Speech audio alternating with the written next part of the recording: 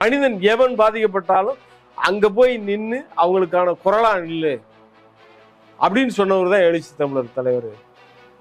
நாங்க இப்ப வரைக்கும் அப்படித்தான் பயணிச்சுக்கிட்டு இருக்கிறோம். அப்ப மஞ்சள் மேடுன்னு ஒரு பகுதி, அந்த பகுதியில இந்த மக்கள் வர்ற பகுதியில வந்து ஒருத்தர் வந்து ஒரு பொட்டி கடை போட்டு ஆதிக்க சாதிக்கார் வந்து டீ கடை எல்லாம் வச்சு நடத்திக்கிட்டு இவங்க இடத்த ஆக்கிரமிச்சு வச்சிருக்கிறார்.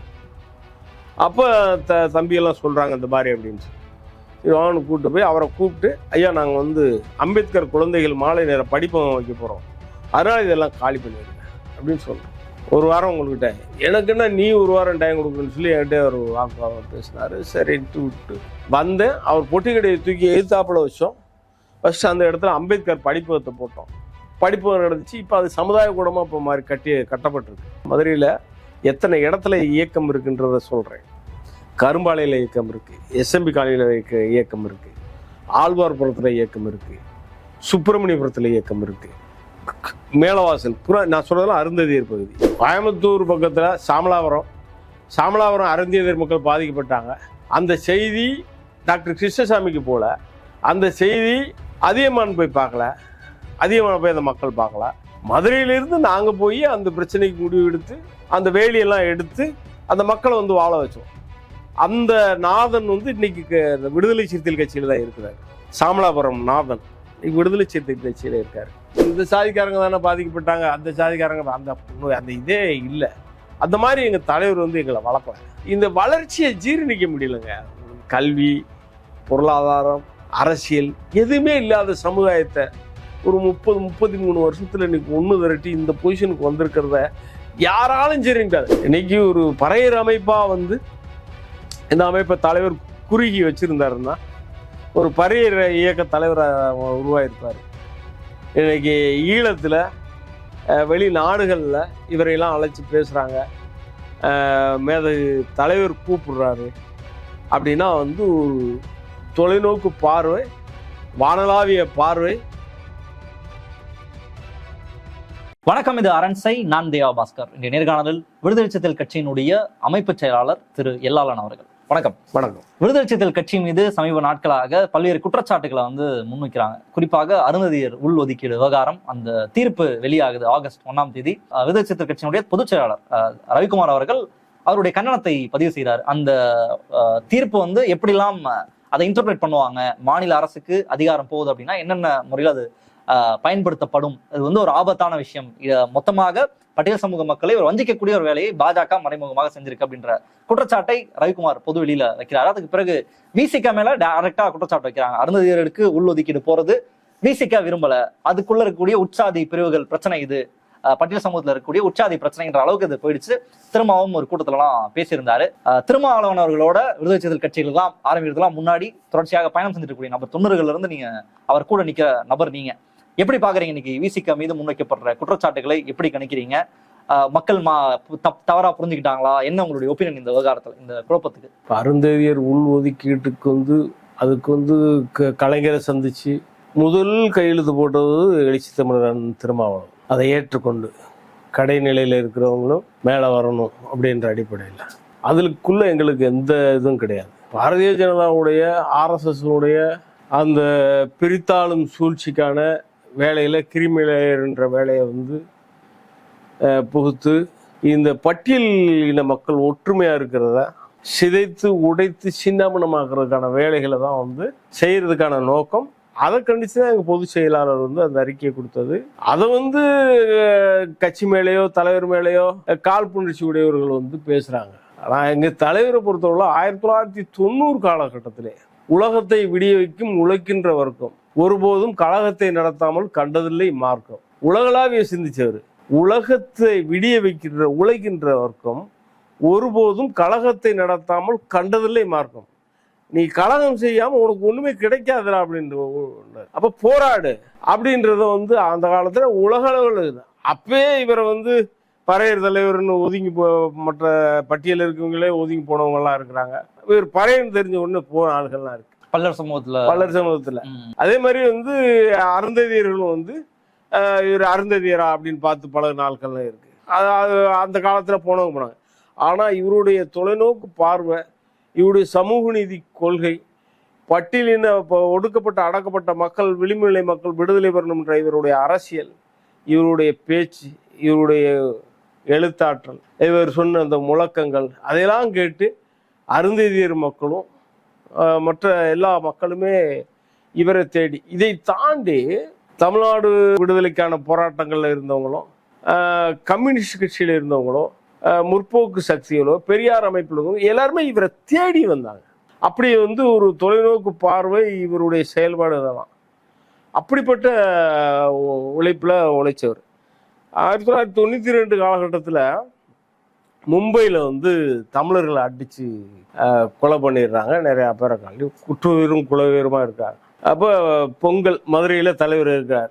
அப்படி இருக்கிற நேரத்தில் மும்பையிலிருந்து ஒருத்தர் வர்றார். ஒரு கண்ணு சுத்தமாக கலங்கிருச்சு. அன்னைக்கு புதூரில் பொதுக்கூட்டம். இப்போ அந்த நேரத்தில் இவர் வர்றார். மும்பையில இருந்து வர்றாங்க, என்னை இப்படி கண்ணை அடித்து கலக்கிட்டாங்க, நிறையா தமிழர்களை அடித்து கொண்டுட்டாங்க, அங்கே வாழ முடியாத நிலை இருக்குன்னு அப்படி சொல்கிறார்.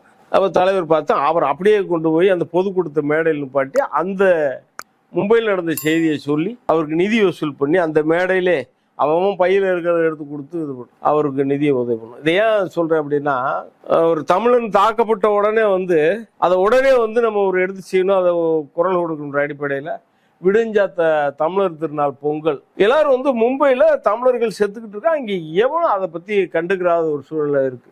அது ஒன்றும் தெரியல, இங்க தாக்கமே தெரியல. இப்போ தலைவர் மும்பையில நடக்கிற அந்த படுகொலையை கண்டிச்சு ஒரு சுவரொட்டி விட்டுரும்னு சொல்லி விட்டுறாரு. வீரத்தமிழா, வயிறு நிறைய பொங்கலை தின்னு பொங்கியலாதே, படுகொலை நடப்பது பம்பாயில் தானே, உனக்கென்ன கவலை அப்படின்னு ஒரு சுவரொட்டி எழுதுறாரு. அதை அடிச்சு விட்டுரும். விடிந்தா பொங்கல். காலையில பார்த்தா பேருந்துல இந்த சுவரொட்டி போய்கிட்டு இருக்கு.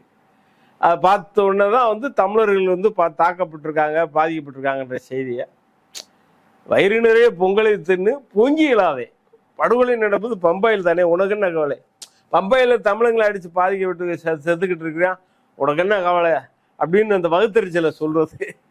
அப்படி தலைவர் அப்படி சொன்ன உடனே அப்புறம் அது ஒரு இதாச்சு. அப்படி எங்க விவகாரத்திலயும் அதே மாதிரிதான். எங்க யாரு பாதிப்பு உச்சகட்டமா போர் நடந்துகிட்டு இருக்கு ஈழத்துல. அப்போ ஈழத்தமிழர்களை படுகொலை செய்யற சிங்கள சிறிக்கு சந்திரியா குடும்பம் எரி போராட்டம் பண்ணணும்னு சொல்லி ஈழத்தமிழர்களை படுகொலை செய்யும் சிங்கள சிறிக்கு சந்திரிகா குடும்பாவை எரி போராட்டம் 1992, 91 இந்த காலகட்டங்கள் தான். அப்படி அந்த போராட்டத்தில் தலைவர் நானும் மறைந்த முடங்காத்தான் பாட்டின்னு தான் தினமணியில் அந்த தலையங்கத்திலே நாங்கள் 2 பேரும் அந்த பொம்மையை எரிச்சிட்டு போகிறது வரும். அப்போ எரிச்சிட்டு போகும்போது அந்த போராட்டம் நடந்துச்சு. தலைவர் அவர் அரசு ஊழியராக பணியில் இருக்கிறாரு. அப்போ அந்த போராட்டத்தில் எங்களோட அவர் அந்த ஐடியாவை கொடுத்து அந்த போராட்டத்தை நடத்த சொன்னவர் அவரையும் சேர்த்து போலீஸ் கைது பண்ணிடுச்சு. அப்புறம் கைதாகி இருந்தோம். அப்படி எங்க தமிழன் பாதிக்கப்பட்டாலும் தமிழன்ற அந்த உணர்வு, ஒடுக்கப்பட்டு அடக்கப்பட்டு பாதிக்கப்பட்டு கிடக்கிற மக்கள் எவன் பாதிக்கப்பட்டாலும் அங்கே போய் நிற்கிறது. அப்படி அதில் மதுரையில் என் போன்ற ஆட்கள்லாம் இந்த தலைவர் எழுச்சி தமிழர் வரலை அப்படின்னு வச்சுக்கோங்களேன். நான் ஒரு சாதாரண ஒரு மனிதனாக தான் நம்ம நடமாட்டு ஏதோ வேலையை பார்க்க வாழ்க்கை நடத்த அப்படி போய் வந்திருக்கோம். ஆனால் இன்னைக்கு என் போன்ற ஆட்கள் போய் பல மக்களை காப்பாற்றக்கூடிய ஒரு தலைவர்களாக வளர்ந்துருக்குறோம்.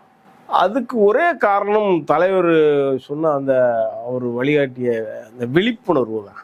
அந்த விழிப்புணர்வு எங்களையெல்லாம் பாதுகாத்துருக்கு. அந்த விழிப்புணர்வு மூலமாக மக்களை பாதுகாத்துருக்குறோம்.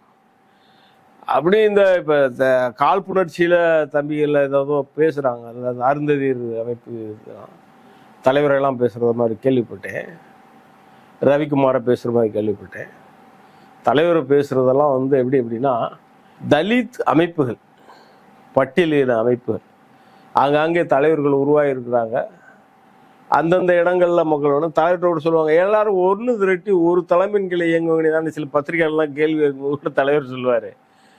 அப்படி ஒன்று திரட்ட வேண்டிய அவசியம் இல்லை. அந்தந்த தளத்தில் அந்தந்த தலைவர்களாக ஆகட்டும், 1000 தலைவர்கள் உருவாகட்டும். இங்கே இருக்கிற சென்னையில் இருக்கிற திருநெல்வேலியில் போய் பார்க்க முடியாது, அப்போ அங்கே ஒரு தலைவர் உருவாகட்டும். அதனால ஒன்றும் தப்பு. அந்த தலைவர்களையெல்லாம் அரவணைப்பார், அந்த தலைவரோட ஒன்றி போவார். இவர் பெரிய அமைப்பாரு, பெரிய நிலையில இருந்தாலும் அந்த கெத்து கௌரவம்லாம் பார்க்காம அவங்கள தேடி போய் பார்ப்பார். அப்படி பல தலைவர்களை தேடி போய் பார்த்துருக்காரு. சென்னையில பார்த்துருக்கிறாரு, மதுரை தென் மாவட்ட பகுதியில் பார்த்துருக்காரு. அந்த மாதிரி சூழ்நிலை தான் வந்து 1992 தான் எனக்கு கோயம்புத்தூர் பக்கத்தில் சாமலாபுரம்னு ஒரு ஊர்.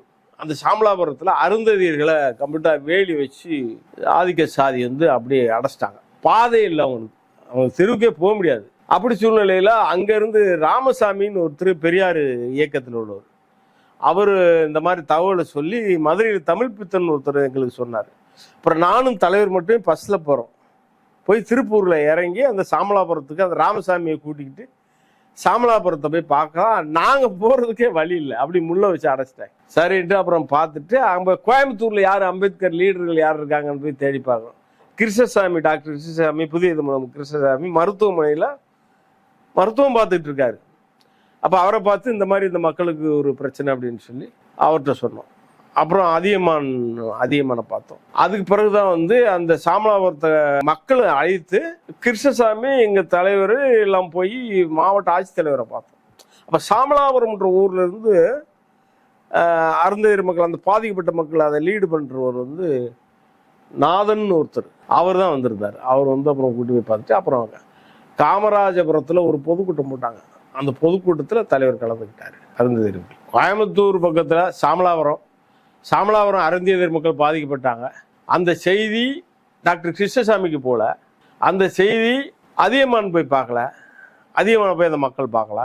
மதுரையிலிருந்து நாங்கள் போய் அந்த பிரச்சனைக்கு முடிவு எடுத்து அந்த வேலியெல்லாம் எடுத்து அந்த மக்களை வந்து வாழ வச்சோம். அந்த நாதன் வந்து இன்னைக்கு விடுதலை சிறுத்தைகள் கட்சியில் தான் இருக்கிறார். சாமலாபுரம் நாதன் இன்னைக்கு விடுதலை சிறுத்தைகள் கட்சியில் இருக்காரு. இந்த சாதிக்காரங்க தானே பாதிக்கப்பட்டாங்க, அந்த சாதிக்காரங்க அந்த இதே இல்லை. அந்த மாதிரி எங்கள் தலைவர் வந்து எங்களை வளர்க்கல. குறுகிய பார்வையில் ஒரு சமூக நீதிக்கான பார்வை. சமூக நீதினா என்னன்னே தெரியாது எங்களுக்கெல்லாம். ஈழத்தமிழர்கள் பற்றி எதுக்கு நம்ம போய் இது பண்ணுற மாதிரி இருந்தவங்க. அம்பேத்கரை பற்றி முழுசாக தெரியாது, பெரியாரை பற்றி தெரியாது. இவர் வருகைக்கு பிறகு ஒவ்வொருத்தனும் ஒரு தலைவர் ஆகிட்டான், ஒரு லீடர் ஆகிட்டான். இப்போ அரசியல்லாம் வந்து பெரிய பயிற்சி பெற்ற ஆளுக்கூட கூட பேசி தப்பிச்சு போக முடியாது. அந்த அளவுக்கு எங்க விடுதலை சிறுத்தையில் ஒரு கிளை செயலாளர் அப்படி இருக்கும். அது மாதிரி தான் வந்து தலைவருடைய பயணம். எங்கள் போன்ற ஆளுகளுக்கு, குறிப்பா மதுரையில் இருக்க அருந்ததியர் தம்பி எல்லாருக்குமே வந்து வருத்தம். நிலமா இருந்தா வந்து இதை போய் செஞ்சோம் அதை போய் செஞ்சோம்லாம் சொல்லக்கூடாதுன்னு நினைக்கிற வேணாலாம். போய் அது கட்சி அந்த துவங்க காலகட்டத்தில் யார் ரொம்ப பாதிக்கப்பட்டு கிடக்குறாங்க அப்படின்னு பார்த்தா வந்து அருந்ததியர் மக்கள். நகரத்துல கந்துவட்டி கொடுமை, அது போக வந்து துப்புரவு தொழில் பண்ணிட்டு ரொம்ப இந்த சூழ்நிலையில இவங்கள்ட்ட போய் நம்ம வேலை பார்ப்போம்னு நான் எடுத்துட்டு போய் வேலை பார்த்துருக்கேன். அப்ப மஞ்சள் மேடுன்னு ஒரு பகுதி, அந்த பகுதியில இந்த மக்கள் வர்ற பகுதியில வந்து ஒருத்தர் வந்து ஒரு பொட்டி கடை போட்டு ஆதிக்க சாதிக்கார் வந்து டீ கடை இதெல்லாம் வச்சு நடத்திக்கிட்டு இவங்க இடத்த ஆக்கிரமிச்சு வச்சிருக்கிறாரு. அப்ப தம்பியெல்லாம் சொல்றாங்க இந்த மாதிரி அப்படின்னு சொல்லி அவனு கூப்பிட்டு போய் அவரை கூப்பிட்டு, ஐயா நாங்கள் வந்து அம்பேத்கர் குழந்தைகள் மாலை நேர படிப்பகம் வைக்க போகிறோம், அதனால் இதெல்லாம் காலி பண்ணிடுங்க அப்படின்னு சொல்கிறோம். ஒரு வாரம் உங்களுக்கு டைம், எனக்கு என்ன நீ ஒரு வாரம் டைம் கொடுக்குறேன்னு சொல்லி என்கிட்ட ஒரு வாக்குவாதம் பேசினார். சரின்ட்டு விட்டு ஒரு வாரம் கழிச்சு அதே மாதிரி இந்த கிடு மரம் இதெல்லாம் வாங்கி வைங்கப்பான்னு சொல்லிட்டு வந்தேன். அவர் பொட்டி கடையை தூக்கி எதிர்த்தாப்பில் ஃபஸ்ட்டு அந்த இடத்துல அம்பேத்கர் படிப்பகத்தை போட்டோம். படிப்பகம் நடந்துச்சு. இப்போ அது சமுதாய கூடமாக இப்போ மாதிரி கட்டப்பட்டிருக்கு. அப்படி வந்து அந்த மக்களுக்கு போய் அங்கே நின்று அந்த வேலைகளை எல்லாம் பார்த்தோம். நிறைய சொல்லிக்கிட்டே போகலாம். அதே மாதிரி வந்து கோமஸ் பாளையத்தில் படிப்பகத்தை உருவாக்கணும். பூங்கா நகர்னு ஒரு ஏரியா, அதை எடுத்து கைப்பற்றி மக்கள் குடியிருப்பு பகுதியாக மாற்றி பண்ணோம். ஒவ்வொரு பகுதியிலையும் பண்ணோம். எஸ்எம்பி காலனியில் இந்த டிக்கு இடமெல்லாம் இருந்துச்சு, அதெல்லாம் விடுதலை சிறுத்தைகள் தான் மீட்டி கொடுத்துச்சு. மிக்கவெல்லாம் கட்சியில் வந்து பெரிய தலைவர்களாக அங்கெல்லாம் வந்து அருந்ததியர் சமூகத்தை ஆமாம் அருந்ததியர் சமூகத்தை உருவாக்கினாங்க. எங்கள் கட்சியுடைய துணை பொதுச் செயலாளர் கனியமுதன், அங்கே இருக்கிற தம்பி எல்லாருமே வந்து இன்னைக்கும் தலைவரை ஏற்றுக்கொண்டு தான் இருக்கிறாங்க. அதே போல் வந்து கரும்பாலையில் பழமுருகன் ஒருத்தர் இருப்பார், கார்பரேஷனில் வேலை பார்த்தார். தலைவர் கூட அந்த காலத்தில் பயணம் பண்ணார். 1992 காலத்தில் நான் தல்லாகுளம் கிளை செயலாளர், முகாம் செயலாளர் நான் 92. அப்போ ஒரு பொதுக்கூட்டம் போடுறோம். அந்த பொதுக்கூட்டத்துக்கு தலைவர் அழைக்கும் போது தலைவரை வந்து தீவிரவாதிகளுடைய தொடர்பு இருக்குது அப்படின்னு நினச்சி அவரை வந்து கைது பண்ணி கொண்டு வந்துட்டாங்க. அப்புறம் நாங்கள்லாம் திரண்டு அந்த நவீன் லாட்ஜுன்னு சொல்லி டவுன்கால் ரோடுக்கு போயிருந்தோம். அப்புறம் நாங்கள் மக்கள் நிறையா போனோடனே போலீஸ் அவரை விட்டு ஒதுங்கிடுச்சு. அதுக்கு பிறகு கூட்டு வந்து இந்த பொதுக்கூட்டத்தை நடத்தினோம். அப்போ வந்து கரும்பாலையில் தான் போய் அருந்ததியர் பகுதி தான், அங்கே தான் போய் நாங்கள் சாப்பிட்டு அங்கே தான் தங்கியிருந்தோம். அந்த பொதுக்கூட்டம் தலைவர் வந்து போலீஸ் பிடியில் இருந்து வர்றாரு, துப்பாக்கி வச்சு மிரட்டியிருக்கிறாங்க, உன்னை ஷூட் பண்ணிடுவேன்லாம் சொல்லியிருக்காங்க. ஆனால் வந்து அவர் அதெல்லாம் அவ்வளவு பெரிய நெருக்கடியை சந்தித்தவர் ஒரு தடுமாற்றம் இல்லாமல் அந்த பொதுக்கூட்டத்தில் வந்து பேசினார். அப்போதான் வந்து இந்த இளைஞர்கள் வந்து இந்த சமூகத்துக்கு வந்து உழைக்கணும். இன்னைக்கு ஒவ்வொருத்தரும் வந்து அறிவாளி உள்ளே இருப்பான், போராளி உள்ளே இருப்பான், செயல் வீரர்கள் இருப்பாங்க. ஆனால் வந்து அவங்களையெல்லாம் நம்ம அடையாளம் கண்டு எடுக்கணும். எந்த காலத்துலையும் ஒரு சாதி ரீதியான எண்ணமும் அதெல்லாம் எதுவுமே கிடையாது. என்னைக்குமே பாதிக்கப்பட்ட மக்களுக்காக விசிகா நின்று இருக்கு, தொடக்க காலத்துல இருந்து இன்னைக்கு வரைக்கும் அப்படின்றது தான் நீங்க சொல்றதனுடைய சாரமா நான் வந்து புரிஞ்சுக்கிறேன். அப்புறம் எந்த இடத்துல இருந்து இந்த வாத பிரதிவாதம்லாம் வந்ததுன்னு நினைக்கிறீங்க? ஒருவேளை அந்த அறிக்கைகளை வந்து இன்னும் கவனமாக ஹேண்டில் பண்ணியிருக்கணும், அவங்க பொதுச்செயலாளர் ரவிக்குமாருடைய அறிக்கையோ அல்லது விசிகாவுடைய நிலைப்பாடை ரொம்ப கிளியரா தெரிவிச்சிருக்கணுன்ற பாயிண்ட்ல இருந்து இந்த விவாதம் தொடங்கியிருக்கோம். ஏன் அப்படின்னா எதிர்க்கக்கூடிய நபர்கள் வந்து இப்போ வழக்கமாக திருமாவை விசிகாவை எதிர்க்கக்கூடிய நபர்களா அப்படின்னு கேட்டீங்கன்னா அப்படிலாம் கிடையாது. எல்லாருமே அவரை ஃபாலோ பண்றவங்க, கிட்டத்தட்ட அவரை வந்து ஒரு நீங்க இப்ப சொல்ற மாதிரி திருமா வந்து ஒரு லீடர், ஒரு டீச்சர், ஒரு வாதியார்னு சொல்லக்கூடிய நபர்கள் தான். பட் இந்த இடத்துல அருந்ததியர் மக்களுக்கு ஒரு 3% இடஒதுக்கீடு அப்படின்றது கிடைக்கப்பெறுது. இதை வந்து ஒரு பூதாகரமாக்குவது அல்லது இது ஒரு பிரச்சனை அப்படின்னு சொல்றது ஒருவேளை ஒரு பறையர் அரசியலுக்காக, விசிகாவினுடைய அரசியலுக்காக இதை பண்றாங்களோன்ற கேள்வியை தான் அவங்க எழுப்புறாங்க. ஸோ எந்த இடத்துல இருந்து இந்த குழப்பம் ஏற்பட்டிருக்குன்னு நீங்க நினைக்கிறீங்க? அருந்ததியருக்கான இடஒதுக்கீட்டுக்குள்ள எங்களுக்கு எந்த பிரச்சனையும் இல்லை. அதை வந்து அதுக்குள்ள நாங்க போய் அதை கொடுத்தது தப்புண்டோ, அதில் அந்த நேரத்துல வந்து பறையர்கள் மத்தியிலிருந்து பெரிய ஒரு பிரச்சனை வந்துச்சு. ஏன் அந்த கட்சியா இல்லாம அந்த பறையர் சமூக மக்கள் ஏன் 3 நிறைய எழுதுனாங்க, நிறைய தலைவர் வஞ்சலாம் இது பண்ணாங்க. இந்த சமுதாயத்துல இருந்துட்டு போய் 3% அங்க வாங்கி கொடுத்துட்டு அப்ப நாங்க என்ன பண்றது? விசிகாவுக்கு எதிர்ப்பு வந்துச்சா? ஆமா, விசிகாவுக்கு இப்பயும் எதிர்ப்பு வந்துகிட்டு இருக்கு. நமக்கு வந்து அப்படி அந்த பார்வையில் நமக்கு வந்து எவன் கீழே கிடக்கிறானோ அவனை தூக்கி நிறுத்துறதுக்கு என்ன நம்ம செய்யணுமோ அதை செய்யக்கூடிய இடத்துலதான் தலைவர் இருக்கிறாரு. நீங்க தமிழ்நாட்டில் இன்னைக்கு தமிழ்நாட்டில் சொல்றேன், எழுச்சி தமிழர் தலைவர் திருமாவளவன் என்ன செய்யறாரு, அவர் என்ன பேசுறாருன்னு அப்படியே பார்த்துட்டு இருப்பான்.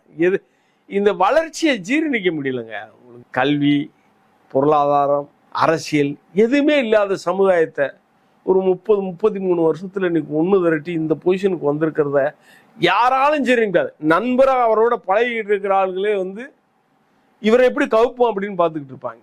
திரும்ப இல்லைன்னா அது சாத்தியம் இல்லைன்றீங்களா? இந்த வளர்ச்சி அப்படின்றது வாய்ப்பே கிடையாது. இன்னைக்கு இவரையும் இந்த வளர்ச்சியும் பார்த்தான வந்து அருந்ததியர் அமைப்புகள் எந்திரிச்சிருக்கு. இவருடைய வளர்ச்சியை பார்த்தான வந்து தேவேந்திரர்கள் அமைப்பு கூட வந்து அது துவக்க காலகட்டத்தில் ஜான் பாண்டியன் காலத்துல எல்லாம் 80-82 எல்லாம் உருவானது தான். ஆனா வந்து முழு வளர்ச்சி பெற முடியல. இல்லை இப்ப இவர் வந்து ஒரு அரசியலா, ஒரு கொள்கையா, ஒரு நிர்வாகமா, ஒரு திரட்டப்பட்ட சக்தியா, ஒரு பெரிய படை, ஒரு தீர்மானிக்கிற சக்தியா உருவாகி இருக்கிறாருல்ல. இத காழ்ப்புணர்ச்சி தாங்க, வேற ஒண்ணுமே இல்லைங்க.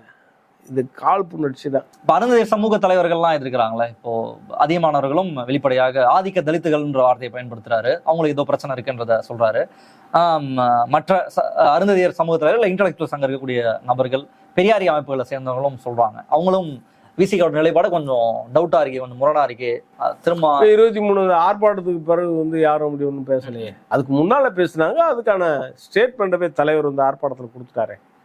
அதுக்கு பிறகு மற்ற யாருமே பேசலையே. அருந்ததியர் சமூக தலைவருக்கு நீங்க சொல்ல விரும்புறது என்ன? பிரித்தி பார்க்கக்கூடிய கட்சி இல்ல விடுதலை சிறுத்தைகள். எழுச்சி தமிழரும் அப்படி பார்க்கக்கூடியவர் கிடையாதுன்றது இத்தனை ஆண்டு காலமா தெரியும். அருந்ததியர் விடுதலை சிறுத்தையில் இருக்கக்கூடிய அருந்ததியர் தம்பிகளுக்கே தெரியும். அந்த அப்படி பார்க்க வேண்டிய அவசியம் இல்லை. இப்ப ஒட்டுமொத்தமா ஒரு சமூக மாற்றத்திற்கு அருந்ததியருக்கான விடுதலையாக இருந்தாலும் சரி, பறையருக்கான விடுதலையாக இருந்தாலும் சரி, பல்லருக்கான விடுதலையாக இருந்தாலும் சரி, ஒட்டுமொத்த சமூக விடுதலைக்கு, பட்டியலின் விடுதலைக்கான அந்த திரண்டு அதுக்கான கூடி வரும்போது வந்து அதை சிதைக்கிறக்கூடிய வேலைகளை சில தலைவர்கள் செய்கிறாங்க. இப்போ அருந்ததியர் தலைவர் செய்கிறாங்க, அந்த மாதிரி ஆட்கள் செய்கிறாங்க. அது வந்து செய்யத்தான் செய்வாங்க. அதுக்காக நம்ம வந்துட்டு நம்ம பண்ணுற பயணத்தை பண்ணிகிட்டே இருக்க வேண்டியதான். நான் இருசக்கர வாகனத்தில் என்னோட 1-2 சொல்கிறேன். எத்தனையோ பணிகளை செஞ்சு மக்களுக்கு பிரயோஜனமாக வாழ்ந்திருக்கேன் என்னுடைய வாழ்க்கை. இந்த இயேசு அந்த சீடர்களை வந்து எங்கே கடைநிலையில் பாதிக்கப்பட்ட மக்கள் இருக்காங்களோ அங்கே போய் வேலை பாருங்கன்னு சொன்னார். அது மாதிரி எங்கள் தலைவர் வந்து யார் ரொம்ப பாதிப்பு இருக்கானோ அங்கே போய் நின்று வேலை பாருங்கன்னு நானாக என் மனசுக்குள்ளே எடுத்துக்கிட்டது. அருந்ததியர் மக்கள் மத்தியில் போய் வேலை பார்ப்போமே அப்படின்னு நம்மளாம் போகிறோம். நான் ஒரு நாள் தற்செயலாக பெரியார் பஸ் ஸ்டாண்டு பக்கம் வந்துட்டு இருக்கேன், இருசக்கர வாகனத்தில்.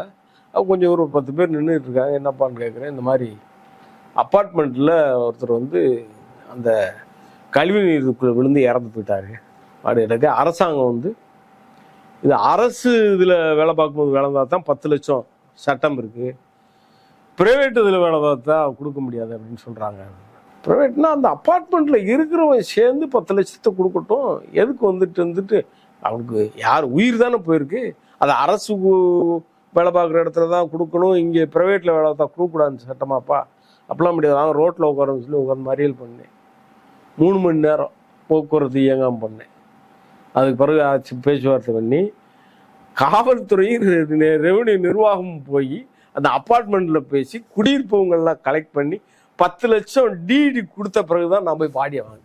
ஆனால் இறந்தவர் அருந்ததியர் தான். அதில் என் மேலே வழக்கு, அதுக்கு வாய்தா போயிட்டு இருந்தேன் 1 வருஷம். ஆனால் அந்த குடும்பம் அந்த செக் வாங்கி கொடுத்தது தான். அதுக்கு பிறகு அவங்கள நான் பார்த்ததில்லை, அதுக்கு முன்னால் அவங்க என்னை பார்த்ததில்லை. இப்படி ஒரு அநியாயம் நடந்துச்சு கேள்விப்பட்ட உடனே இறங்கி பண்ணிவிடுவோம். இதெல்லாம் எழுச்சி தமிழர் தலைவர் வழிகாட்டுதல் தான். இப்போ அவர்கிட்ட இருந்து தான் நம்ம எல்லாமே இதெல்லாம் பண்ணியிருக்கோம். அந்த மாதிரி தான் நம்ம பண்ணியிருக்கோம். ஒழிஞ்சு இதில் ஒரு சிதைந்திரக்கூடாது, ஒற்றுமை சிதைந்திரக்கூடாது. இது பாரதிய ஜனதாவுக்கு ஆர்எஸ்எஸ்க்குமான இதாக ஆயிடக்கூடாது. அது உள்குத்து வேலைகள் நடக்குது அப்படின்றத உணர்த்துறோம், சொல்கிறோம். அதை இணைஞ்சு வரக்கூடியவங்க வர்றாங்க. நாகை திருவள்ளுவன் அவர் இருக்கார், அவரெல்லாம் வந்து ஓரளவுக்கு புரிஞ்சு தான் அதெல்லாம் பண்ணுறாங்க. இப்போ கூட ஒரு படுகொலை நடந்துச்சு இங்கே மதுரையில். அருந்ததியர் பையன் லவ் காதலிச்சிட்டான்றதுக்காக அவர் தலையை துண்டா வெட்டினாங்க. அந்த ஆர்ப்பாட்டத்தில் நான் போய் கலந்துக்கிட்டேன். அப்போ கூட பேசும்போது கூட, தம்பி அருந்ததியர்களுக்கு ஒரு பிரச்சனை வந்தால் பறையர் வரணும், பல்லருக்கு ஒரு பிரச்சனைனா அருந்ததியர் போகணும் அப்படின்ற மாதிரி ஆர்ப்பாட்டத்தில் பேசிக்கிருந்தாங்க. தம்பி முன்னால் பேசும்போது பேசினாங்க. ஆனால் விடுதலை சிறுத்தைகள் பொறுத்தவரை அப்படி மனிதன் எவன் பாதிக்கப்பட்டாலும் அங்கே போய் நின்று அவங்களுக்கான குரலாக நில்லு அப்படின்னு சொன்னவர் தான் எழுச்சி தமிழர் தலைவர். நாங்கள் இப்போ வரைக்கும் அப்படி தான் பயணிச்சுக்கிட்டு இருக்கிறோம். சதாம் ஹுசேனை தூக்கில் போட்டாங்க. தமிழ்நாடு முழுவதும் விடுதலை சிறுத்தையில் ஆர்ப்பாட்டம் பண்ணோம். சதாம் ஹுசேன் யார், எங்கே இருக்காரு, அவரை தூக்கில் போட்டால் நமக்கு என்னன்னு உட்காந்துக்கிட்டுலாம் கிடையாது. கண்டனத்தை தெரிவிக்கணும். அதனால அது கண்டனத்தை தெரிவித்ததுனால சதாம் ஹுசேன் உயிரோடு வரப்போகிறது கிடையாது. ஆனாலும் இப்படி ஒரு அநியாயம் நடக்குது, எல்லாரும் பார்த்துக்கிட்டு இருந்தாரு அப்படின்னு இதாகிடக்கூடாது. அதுக்கு உடனே ரியாக்ஷன் பண்ணணும். இன்னைக்கு மதுரையில் விடுதலை சிறுத்தையில் இருக்கிற அருந்ததியர் இது சரியானது இல்லை அப்படின்னு யாராவது சொல்லி ஏதாவது பிரச்சனை வந்திருக்கா? மதுரை இல்லைங்க, மதுரையில் எத்தனை இடத்துல இயக்கம் இருக்குன்றத சொல்கிறேன். கரும்பாலையில் இயக்கம் இருக்குது, எஸ்எம்பி காலையில் இயக்கம் இருக்குது, ஆழ்வார்புரத்தில் இயக்கம் இருக்குது, சுப்பிரமணியபுரத்தில் இயக்கம் இருக்குது, மேலவாசல் நான் சொல்றதெல்லாம் அருந்ததியர் பகுதி, மஞ்சள்மேடில் இருக்குது, கோமஸ் பாளையத்தில் இருக்குது, பூங்கா நகரில் இருக்குது. இதுல எல்லாம் இருந்து விடுதலை சிறுத்தையில் நான் இருக்கேங்க. நான் திருமாவளவன்ட்ட 30 வருஷமா அரசியலில் இருக்கிறேன். இந்த இது வந்து எங்கள் விடுதலை சிறுத்தையில் எடுத்த முடிவு தப்பு அப்படி விடுதலை சிறுத்தையில் யாராவது சொல்லியிருக்கா? ஏன்னா எனக்கு தெரியும் அப்படி ஒன்றும் கிடையாது. யாருக்கு எந்த பாதிப்பு இருந்தாலும் நான் எங்களுக்குள்ளே வந்து அந்த பாகுபாடு இல்லாமல் தான் இவ்வளோ தூரம் போயிட்டே இருக்கும். அந்த பாகுபாடுக்கான எண்ணம் வர்ற அளவில் எங்களை எங்கள் தலைவர் வளர்க்கலை. அப்போ பறையர் சமூக மக்கள்கிட்ட எதிர்பார்த்துன்னு சொல்றீங்களா? நீங்க எப்படி இருக்கிறத கொடுக்கலாம் அப்படின்னு சண்டை போடுறாங்க, கேட்கறாங்க, கட்சியை பத்தி பேசுறாங்க, நீங்க அதை எப்படி எதிர்கொள்வீங்க? அது இதையும் சமாளிக்கணும், அதையும் சமாளிக்கணும், அதை எப்படி சமாளிப்பீங்க? அதை சமாளிக்க வேண்டிய அவசியமே இல்லை. அவன் வந்து எதிர்ப்பு தெரிவிக்கிறது சொல்றது வந்து அது ஒரு வலிமையான போர்ஸாலாம் வந்து அந்த கருத்து இல்லை, அந்த கருத்து நியாயமான கருத்து இல்லை. அதனால வந்து அது எடுபடாது. அதை போய் பரிசீலிக்க கூட மாட்டீங்க. அதெல்லாம் பரிசீலிக்க மாதிரிலாம் இல்லை. அதெல்லாம் இன்னைக்கு ஒரு பறையர் அமைப்பா வந்து இந்த அமைப்பை தலைவர் குறுகி வச்சிருந்தாருன்னா ஒரு பறையர் இயக்க தலைவரை உருவாயிருப்பார். இன்னைக்கு ஈழத்தில் வெளிநாடுகளில் இவரையெல்லாம் அழைச்சி பேசுகிறாங்க, மேதகு தலைவர் கூப்பிடுறாரு அப்படின்னா வந்து ஒரு தொலைநோக்கு பார்வை, வானளாவிய பார்வை இருக்கிறதுனால தான் வந்து இன்னைக்கு இந்த விடுதலை சிறுத்தைகள் எடுத்த முயற்சி இந்த அளவுக்கு வளர்ந்துருக்குறோம். இன்னைக்கு 4 சட்டமன்ற உறுப்பினர், 2 நாடாளுமன்ற உறுப்பினர், அந்த அளவுக்கு உருவாகிருக்கிறோம். அதனால வந்து ஒரு பொது கட்சியாக இன்றைக்கு உருவாயிருக்கு. எல்லா சமுதாயமும் ஏற்றுக்கொள்ளக்கூடிய ஒரு தலைவராக நம்ம தலைவர் உருவாயிருக்காரு. அதில் வந்து இந்த குலப்பெருமை பேசுறது, அதில் கூட தலைவர் சொன்னார், குலப்பெருமை பேசுகிறாங்க இல்லையா, நாங்கள் மன்னர் பரம்பரை, மன்னர் காலத்து ஆட்கள், மன்னர்களுடைய வாரிசு, நாங்கள் வீர பரம்பரை, நாங்கள் அந்த பரம்பரை இந்த பரம்பரை. இன்னைக்கு உன் நிலைமை என்னன்னு பாரு. இன்னைக்கு பாதையில் நடக்கக்கூடாதுன்னு சொல்கிறான். இன்னைக்கு உனக்கு வந்து இடஒதுக்கீடுல கை வைக்கிறான். இன்னைக்கு உன் வாழ்நிலை, உன் கல்வி, உன் பொருளாதாரம், உடைய அரசியல் சூழ்நிலை இருக்கான். அதுல இருந்து முடிவிடு. நீ வீர பரம்பரை தான், நீ வாளோடு பிறந்தவன் தான் அப்படின்னு நீ சொல்லிட்டு தெரியலாம். ஆனால் உனக்கு நடக்க போறது என்ன இருக்கு? ஒண்ணுமே கிடையாது அப்படின்னு சொல்லி தான் எங்களை எல்லாம் வளர்த்துருக்காரு. ரொம்ப நன்றி தோழர். பல முக்கியமான கருத்துக்களை முன் வச்சிருக்கீங்க. குறிப்பாக விசிகா மீது முன்வைக்கப்படுற இந்த விமர்சனங்கள், அதற்கான பதில், அண்ட் உங்களை எப்படி திரும்ப வளர்த்தார் அப்படின்றதை ஒரு நீண்ட விளக்கமாக கொடுத்தீங்க. மக்கள் பார்த்து என்ன சொல்றாங்கன்னு பார்ப்போம். இன்றைய தினம் இந்த நிகழ்ச்சியில் கலந்து உங்களுடைய கருத்துக்களை பகிர்ந்தமைக்கு ரொம்ப ரொம்ப நன்றி. எங்களுடைய தலைவர் எழுச்சி தமிழருடைய பிறந்தநாள் விழா இன்று நடக்க இருக்குது. அவர் இந்த பிறந்த நாளில் பல 100 ஆண்டு நல்லபடியாக வாழ வேண்டும் என்று இந்த அரண்சை ஊடகம் சார்பாக கலந்து கொண்ட நேரத்தில் அவருக்கு பிறந்தநாள் வாழ்த்து சொல்லி மகிழ்ச்சி அடைகிறேன். ரொம்ப நன்றி. மற்ற நிகழ்ச்சியில் சந்திப்போம். நன்றி, வணக்கம். அரண்சை நண்பர்களுக்கு வணக்கம்.